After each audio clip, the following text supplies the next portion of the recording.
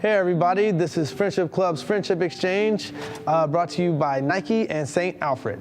Today we have Phoenix Alazam of Alazam Fitness, personal trainer and nutrition coach. Thank you so much for doing this. How are you doing? I'm doing really well. Yeah. How about yourself? I'm chilling. I appreciate you doing it, especially in today's crazy time. I'm sure the quarantine has stopped a little bit of your business, I would assume. Probably about 99% of it, but a good thing about it is it gives you an opportunity to kind of sit back and look at things from a different perspective and just kind of look at how you can improve for anything that may happen like this in the future. So Yeah. We're always prepared. I think this will just make us stronger on the other side. True. Well, I'm sure you're able to add your expertise in home and everyday like life fitness and whatnot. I'm sure your nutritional game is on point, you know what I mean? So yeah, definitely. One thing that it has helped with is it's kind of advanced me into pursuing more of the online coaching. Mm-hmm. So I've always kind of done it, just giving out tips and advice, but now it's really taken me to put the work and the effort to build an online training app, to build the programs out and really promote it as a business. And that's been something that I've been putting off for a while and kind of taking my time with it. So, I mean, over the next couple weeks, I'm really going to get it launched and amazing. Off and running. So it's a positive. It's a positive for sure. Awesome. So tell me about Alazam Fitness. Where did it start? What was the mentality behind it? How did you get into fitness in general? And then how was it, you know, creating your business in this kind of day and age and culture of the fitness and Instagram models and like if it's male dominated, you know what I mean? Tell me kind of what your journey was in that. Yeah. Well, let's see, I've always wanted to have my own business, and I think trying to figure out where my passions lied and what it was going to advance me to kind of turn it into a career. You know, outside of just like entertainment, modeling, acting, I really loved fitness and keeping myself fit and always kind of learning about nutrition for my family, myself, my friends. So going into that was really an easy transition for me to make that choice and to start studying to become a personal trainer and then take it into nutrition courses, becoming a nutritionist, and then just kind of taking the steps to apply for jobs. So I started off 6 years ago, and I was working for gyms, and you know the gym world is definitely very male dominated, so you have to kind of prove yourself as a female because all your higher ups, your managers are going to be male, and they're kind of bullies. And so, but one thing is about that is I was always a strong personality, so I kind of stood up to them and was really able to make my place in the gyms until finally after 4 years of being a fitness manager, managing over 40, 60 trainers at certain clubs, really helped me kind of learn how to run a business. And so I think it was after when I hit my 4-year mark, I realized that I was actually losing money working for someone else. And so that was when I decided that I was going to go on my own and create Alazam Fitness. And now I've been running my own business now for just over 2 years. Incredible. So it's been really great. Really awesome. great. Congratulations. It's funny to me. This is just a personal opinion, but I've always wondered why there's such a difference in the styles of fitness for women and men when, we both pick things up, put things down, run, stand, the movements of the body are the same. And I never understood. I understand people getting bigger or smaller or stronger or skinnier and things like that, but I never understood the difference. And I really like that you touched on that in one of your posts with the myth of men versus women workouts. Yeah, I think that's all kind of started with, back in the day when weightlifting was really kind of portrayed as a male-dominant exercise. You kind of had your jazzercise and Jane Fondas, and everything was step aerobics, and that was kind of created as this is for females, and then weightlifting is for males. So ever since then, I think it's created this stigma amongst females that where they think that if they pick up a set of weights, that they're going to look like a man overnight. Which, if you ask any man who's in the gym 24/7, like, it takes them a long time to get to where they are. Absolutely. So, it doesn't happen overnight. And, we're both equal as far as as far as like what we can do with our strengths, I mean, men are going to be a lot stronger than females, but it just all depends, because I know some females that are way stronger than 60% of the So men. do I. So again, it's based on your goals, and I think that, I really wanted to shed light that, there's no such thing as a male versus female workout. It's, you train your body parts, and we all have the same body parts, but a different anatomy. So if you want to do a chest workout, you do a chest workout. You don't overly train like a male does, but you train it enough to stay toned and stay... Right, for your own body type, because also, a bigger person is not going to do the same amount of workout as a smaller person in the same kind of context, right? Yeah, so I mean, it all depends on, I guess, what your body type is and how fast you build muscle. If it's easy for you to build muscle being a mesomorph, is it hard for you to build muscle being an endomorph? So those... What is that?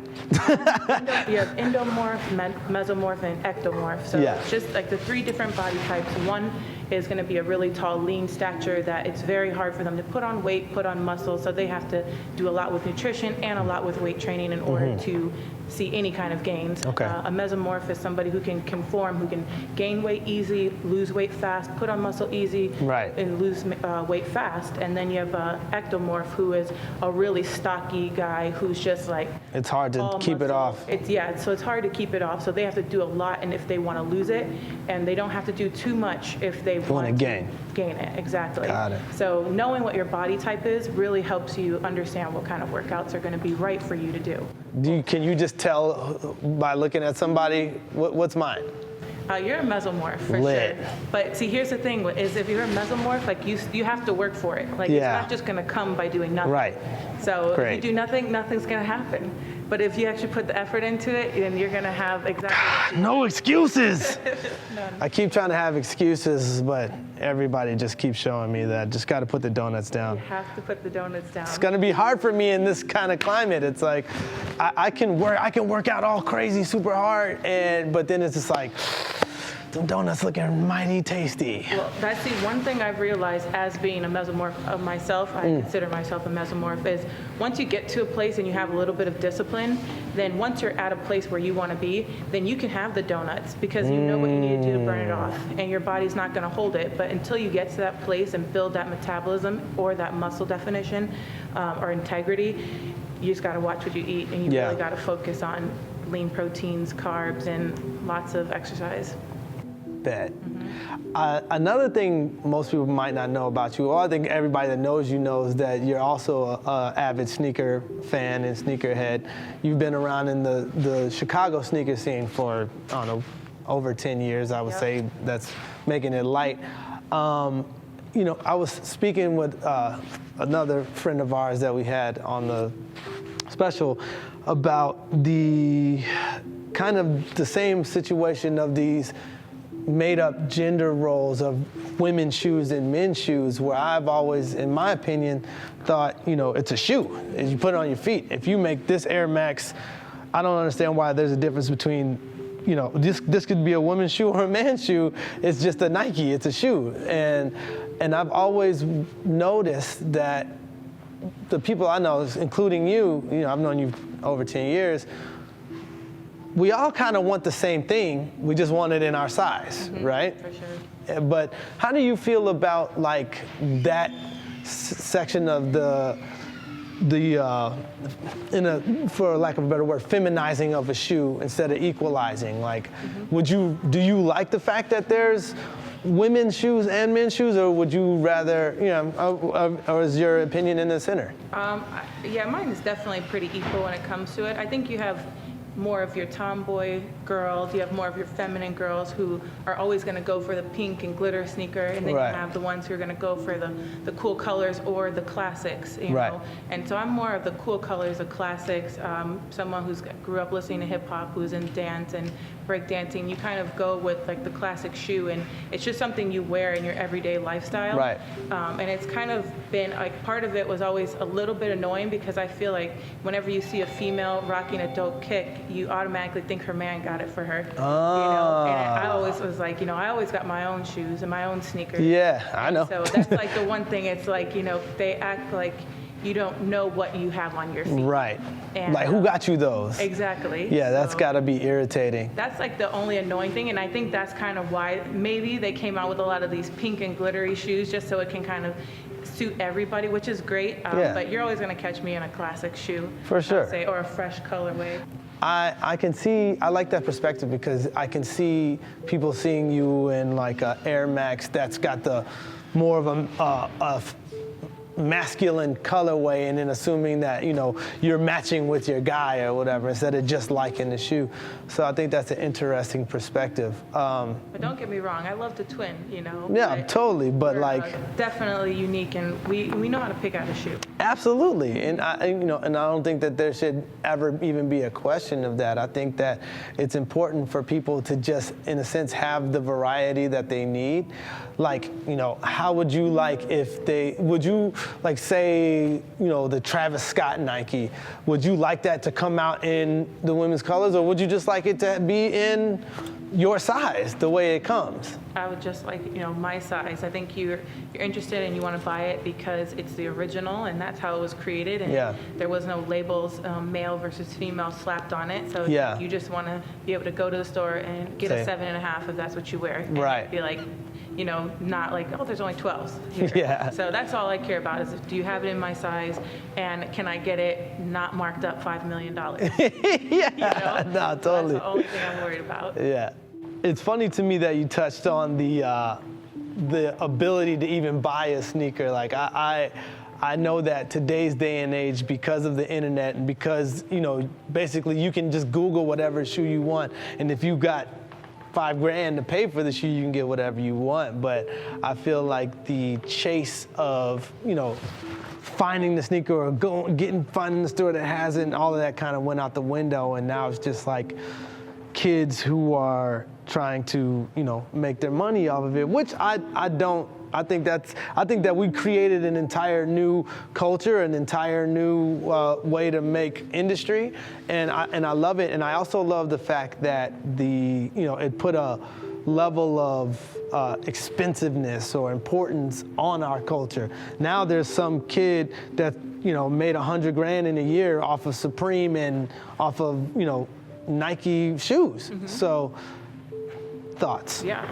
Well, one thing my likes and my loves about it is that I think it's really helping the younger generation become entrepreneurs. Yeah. And I think that in this day and age, you know, that entrepreneurship is very important, and just kind of learning how to create and maybe run your own business at an early age, because you don't have to wait until you're done with college. You don't have to wait until you choose a career to really start making money and invest into actually what you want to do. Yeah. So that's something that I think is really great that I believe the sneaker culture has created.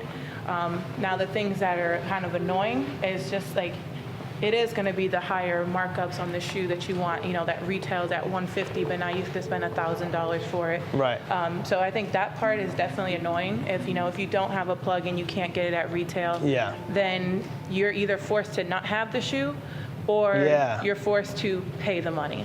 And so for me, a lot of times I don't have the shoe. Right. Which is kind of yeah, right. And you already don't have, you already have a hurdle of not having the shoes come in your size and things like that. So I can imagine. So I would say that is the annoying part. And just because I don't like to ask people to hook me up, you know? Right. I like kind of afraid to be like someone to know, like, hey, this person's doing their thing, like, let's hook them up with the shoe. Right. Kind of thing. And if that doesn't happen, then I'm more than likely not hitting anyone up to get the shoe. I will wait till I find it, or to get it, you know, resale at a smaller markup.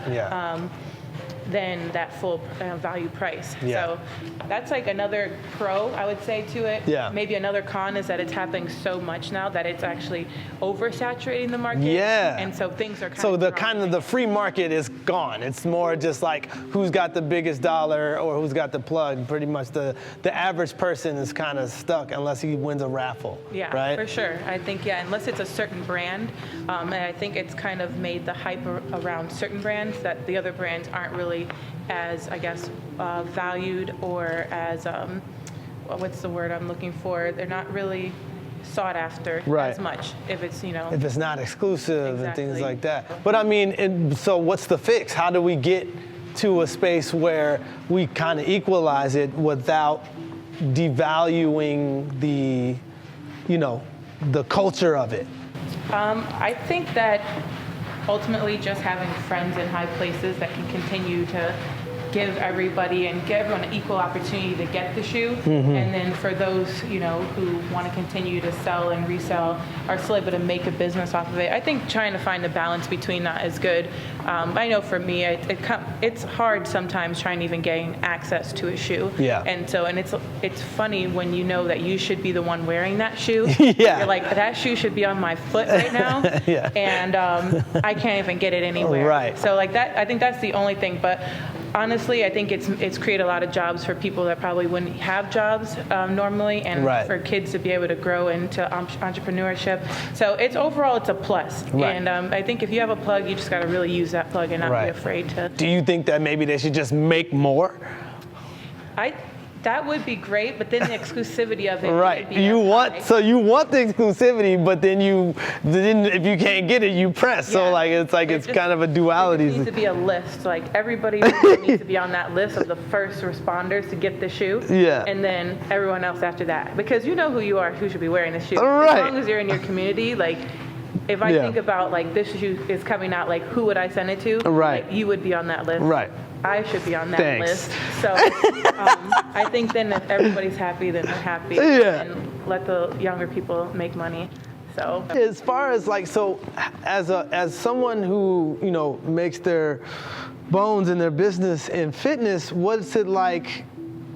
As far as sneakers go, how much of an impact does that have on fitness for you and, for your business? Because I know originally there were no fitness shoes, there were no sneakers, there were no fitness shoes for women, because the original fitness for women was, yoga or doing, ballet moves or, you know what I mean? So that same, bogus mentality about women not working out as much as men, or it wasn't looked at in that way, that there were no shoes or sneakers made for women. So yeah, I think now we've definitely come a long way, especially Nike has created multiple different styles and options for training, running, which is great because before you just had everyone working out in a running shoe. Right. So people were weightlifting, doing whatever they needed. Right, like the cross trainers and stuff now, So we do have options now, which is really great. I still prefer a classic sneaker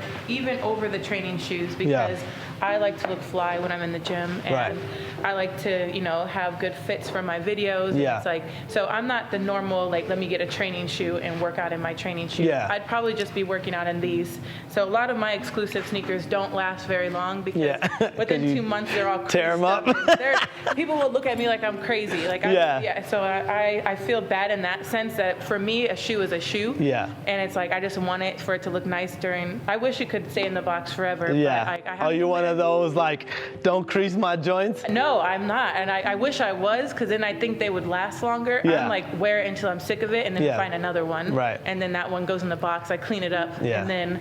So do you have 2 separate sections in your closet of Crispies and then workout joints? Oh yeah, yeah. The workout joints, they're all in a shoe kind of cubby where I can see them. Yeah. But then the actual nice classic shoes, they're left in their box. Yeah. So they get the preserved boxes. Yeah. The other shoes are just beat. Yeah. They're just thrown. See, I'm horrible. I can't help it. I like wearing shoes. I just love them all. But I could never resell any of my joints because I wear them and I beat them to death. I can't, but I personally think I love a good pair of blazers beat up. They look cooler to me in that way, but I feel like it's just more of a personal style thing. Oh, definitely. I think it's definitely personal style. I don't mind my shoes beat up because I know I've put a lot of work and memories in them. But like I said, if they could stay fresh longer, nice and crispy. Sometimes I've bought 2 of the same pair of shoes, so I just replace, and then I just give it to somebody who needs it. You're right. And then you gotta give back. Hey, this is a perfectly great pair of shoes for you. So I got my first one now. It's gonna break out. So So if it's not on the high end of the price where I've had to buy it at retail, then I can buy 2 pairs to kind of know I'm gonna beat one up, and then I have one to go out in. Dope. the one thing I like about today's culture, even with like the Instagram fitness model situation, I love the fact that it's been able to normalize comfortability. And, because there used to be days where you couldn't go into a restaurant with sneakers on, or you couldn't go to a certain place, or like, oh, she's wearing a sports bra outside. And it's like, I love the fact that that's become normalized where it should be. And like, I feel like it's equal now where, fitness is a huge aspect of the majority of, people's lives. And so they should be comfortable to wear fitness clothes all the time, in my opinion. So I think that it's cool that it's now part of our, in a sense, our sneaker and like fashion culture. Yeah, definitely. I mean, one thing about fitness apparel or athleisure is that it's comfortable. Yeah. And I know like this day and age, everybody wants to be comfortable. Back then, the whole saying was beauty is pain. And, right. And we stuck by that. We wore the corsets, we wore the tight, pants, we wore the tops, the stilettos, because that was what people wanted us to look like, and that's how we were supposed to be feminine. But now it's like you can throw on a hoodie, you can throw on your sneakers, and you can wear it to work, if your job is appropriate for it. And nobody's looking at you crazy, right? Yeah, and you can, wear it pretty much anywhere, any day, anytime. So it's definitely changed the market, and I think that it's opened up the opportunity for a lot more people to kind of jump into the fashion industry who doesn't necessarily make couture or ready-to-wear clothing, but can really jump into the fitness game and be able to excel and create an empire off of it. So, I mean, I love it. I live in fitness clothes too, but don't get me wrong, I do miss the days where I actually got dressed up, because I don't really do that too much anymore. It's just like gym clothes for life. Yeah. So that's where I find myself now. So I look for the days I can dress up, but I also appreciate that I can wear whatever I want any day, anytime now for my job. Because I hated wearing a uniform back when I used to work for a company. But you don't want the name tag and the polo with the visor on, bro? All right, I'm gonna head out. So we're in crazy times right now, obviously, with all of this crazy virus and quarantining and whatnot. And so I kind of want to know, like, what are some tips you can give some of the people for, who are stuck at home, who can, obviously there's like online workouts and whatnot, but what do you think would be the best way to kind of balance like nutrition as far as and how much you should work out at home compared to going out and whatnot? I think the best thing you can do right now is probably create a daily schedule for yourself.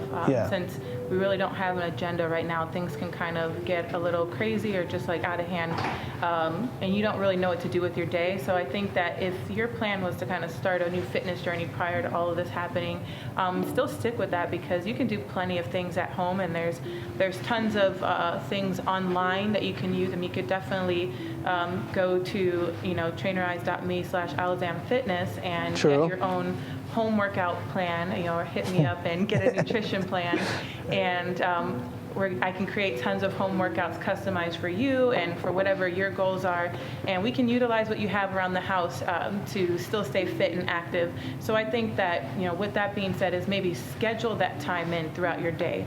Like if you have nothing to do all day, say at 12 o'clock every day, I'm gonna move. Right. And that's just, doing little home workouts. You need a 5x5 space, maybe even less than that. Yeah. And get some movements in. Make sure that you have maybe your smoothie or your lean proteins, whatever it is that your diet is entailing. Just try to schedule out those things so that at least you're still maintaining your nutrition and a little bit of movement on top of the nightly binge eating. So, and I think that would be the best time, is just stay calm, stay positive, create a daily agenda for yourself, and try and execute as best as you can, and don't beat yourself up if you don't. Right. Overall. And so there's, I feel like, there's a lot of different aspects to fitness and physical movement for different types of body types. And I know you have a little bit of news that you would like to share. Oh yeah, definitely. Well, 2020 is going to be a big year because we have a new protege on the way, which is baby Alazam. Yeah, congratulations. So, thank you. Incredible. Yeah, there's a new chapter in my life, becoming a mom now. I already feel like a mom, and I asked my boyfriend if we can celebrate Mother's Day. No, you're not a mom yet. I'm like, yes, I am. Like, I'm taking care of this baby already. You're a mom. I'm making sure that, I work out, that I Yeah. eat well, and that I stay just calm and less stressed. And so I'm like, it's already a full-time job. You have a baby that makes you a mom. I definitely agree that you should celebrate Mother's Day. I want a present too. Maybe some new I think airmax. some new airmax would be perfectly fitting. For sure. I know there's a lot of misconceptions and myths about, your workout regimen when you're pregnant, what you can and can't do, what's healthy for you and for the baby. And I'd like if you could speak on that in your own personal expertise. Yeah, definitely. Well, first, I guess we need to just put the disclaimer out there is that, that all bodies are not created equal in that sense when it comes to physical activity during pregnancy. I've experienced that, for me, I'm still able to do pretty much 99% of everything I was doing before, with always paying cautious to how am I feeling, does this feel wrong or things like that, or do I feel like I'm putting myself at harm? So keeping those cautions always in the front page and keeping them in mind is always important. Now I would say, like, for the women who, what we've heard of, you can't work out during you're pregnant or you can't lift past 30 pounds, it really is just for the individual. Yeah. If you've been lifting over 30 pounds prior to getting pregnant, you're still okay to lift 30 pounds during your pregnancy. Always consult with your practitioner first, of course. Absolutely. If you're a high-risk pregnancy, they'll probably recommend that you don't, Right. that you only do body weight. If you've never worked out before, they're going to recommend that you don't, because you're not used to it. So it's just like, you're not going to start something new if you've never done it before. Right. But if you've been doing it, then I encourage you to continue to do it, listen to your body, and if something doesn't feel right, stop. If you don't feel comfortable running anymore, stop. There's nothing wrong with that, but there's also nothing wrong with you continuing to do it as well. Right. So listen to your own body. Don't start trying to do CrossFit if you never did CrossFit before. Now you're pregnant. Like, I'm going to be a CrossFit champ. Like, I would advise against that. Right. But so it's more of a personal feeling, like what feels right for you. But there's no specifics on what you should and shouldn't do? Certain things you would want to avoid are just more ab-related focused workouts. You want to keep a strong core because it's important, but you don't necessarily want to compress your abdominals or train your abs so hard, because that's just one thing that you can either strain, get hernias or just, pull muscles, and that wouldn't be good. I wouldn't advise against that. So I would say out of everything that you do, I would just keep a watch on what kind of abdominal workouts you do. Focus more on core, like planking, holds, things that's going to... You can plank? You can Isn't that cheating, though? Because you kind of... I mean, once it gets to a certain point and it touches the ground, it's probably cheating. But right now, I think I could still plank without it touching the ground. But it's getting pretty close. I can still do that. Is there a timeline, do you think, of working out where you stop? Like, are people still, I don't know, are people still working out at 9 months? Are people, you know what I mean? Oh yeah, definitely. I had some clients have, their first child earlier this year, last year, and I trained them from prenatal all the way during their pregnancy up to a week before they gave birth. So it's really just on the individual. Of course, they're not going to be going as strong, but I think the movements still encourage to help to even just kind of get you prepared for labor during that time, that last final stage. So I think it's really up to the individual, but I have clients that work out full term and maybe take the last week off and just but there's exercises that you can do during active labor where you can, do squats and do medicine ball work stability ball work to kind of just help speed everything up. So it's actually recommended during those times. So once again, it's if you have a trainer, which I recommend during this process, if it's your first child, I recommend having a trainer throughout your fitness, unless you're a fitness professional and kind of know your body already. But it just kind of keeps you comfortable and it keeps you safe all the way up, so we know what you can and cannot do, and you can kind of take the guessing work out of it and just feel comfortable and confident the whole way through. Awesome. There's also, and I would, like a better word, like a stigma or like a mentality that when you get pregnant, you eat everything for the baby, and then it's so hard to lose weight and whatnot. And I'm not touching this because I obviously have no experience whatsoever, but I've always noticed that there's always been a back and forth conversation between women about how some look at pregnancy as the thing that kept them at the weight they were, and then what their basics of diet are, and that they need to eat more to feed the baby, and those kind of. Yeah. Well, I would say overall, the recommended extra caloric intake is only 300 calories. I have no idea what that means. So, calories. So outside okay. of your diet, 300 extra calories are recommended a day during pregnancy. So you do eat a little more. So you do eat a little more, and a lot of different pregnancies are different. Some women experience, extreme morning sickness where they actually lose weight, due to not being able to eat, right.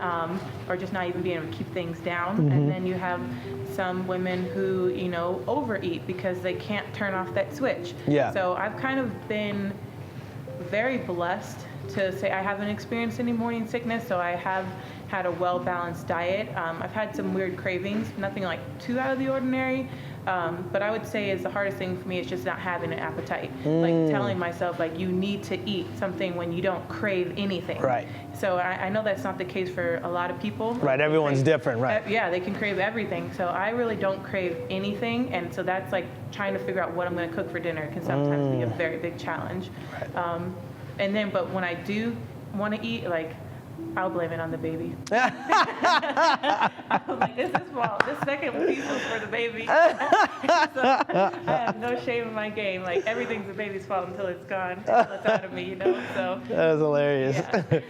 Well, thank you so much for doing this. We very much appreciate you, especially during this time, to come down and sit with your friends and talk about some awesome situations. Thank you to Nike for Nike Air Max Day. Shout out to Nike. Shout out to St. Alfred's. This is Friendship Club's Friendship Exchange, brought to you by St. Alfred and Nike. Thank you so much. Thank you.